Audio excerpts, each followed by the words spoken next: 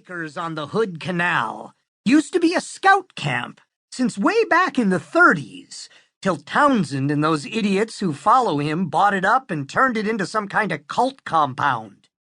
She threw an angry hand into the air. Wish he'd come round here one of these days, see how that women gotta be subservient to their husbands bullcrap of his floats down here with the regular folk. That's his message? That women got to do what they're told? Her voice began to rise. Had him a New York Times bestseller. She made quotation marks in the air. The Christian Couple, it was called. Said women belonged in the home and ought to do whatever they was told. She pulled a claw hammer out from under the counter and waved it in the air. Let him come round here. I'll put a bend in him he won't never straighten out. Somewhat taken aback, I asked, How do I get out there? She was still muttering to herself as she slid the hammer back under the counter and pulled out a piece of yellow-lined paper. I watched in silence as she sketched a makeshift map for me. Second right turn past Seebeck, she said as she finished up. Keep your eyes open, it's easy to miss. Ways into the trees, there's a big old gate. You can ring from there. She slid the map over to me and eyed me hard. And you get an audience with Mr. Macho Townsend, you give him a good rap on the head for me. I assured her that, should the gentleman and I cross paths, divine retribution would surely be forthcoming, then scooped up the map and backed out the door.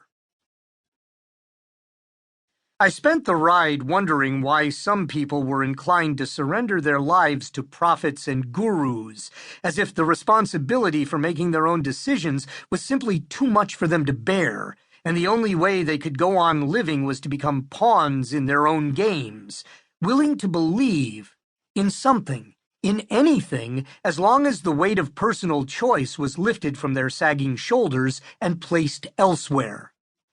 Like Ms. Post Office said, the road was easy to miss. I drove past it, caught it in the corner of my eye, U-turned and went back. Single-lane sand road pointing straight as an arrow into the depths of the tangled coastal forest. About every third tree was festooned with a fresh, "No trespassing" sign. The forest seemed to press in from all sides as I eased the car along. Just about the time I was starting to feel sweaty and claustrophobic, the rough track suddenly opened up into a wide, man-made clearing. Big black gate down at the far end.